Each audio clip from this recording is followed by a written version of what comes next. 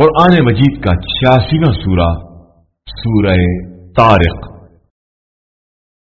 شروع نام سے اللہ کے جو بڑا مہربان نہایت رحم کرنے والا ہے۔ آسمان اور رات کو آنے والے کی قسم، اور تم کیا جانو کہ طارق کیا ہے؟ یہ ایک چمکتا ہوا ستارہ ہے۔ کوئی نفس ایسا نہیں ہے جس کے اوپر نگراں نہ معین کیا گیا ہو۔ پھر انسان دیکھے کہ اسے کس چیز سے پیدا کیا گیا ہے۔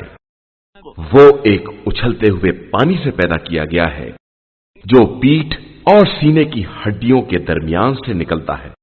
یقیناً وہ خدا انسان کے دوبارہ پیدا کرنے پر بھی قادر ہے۔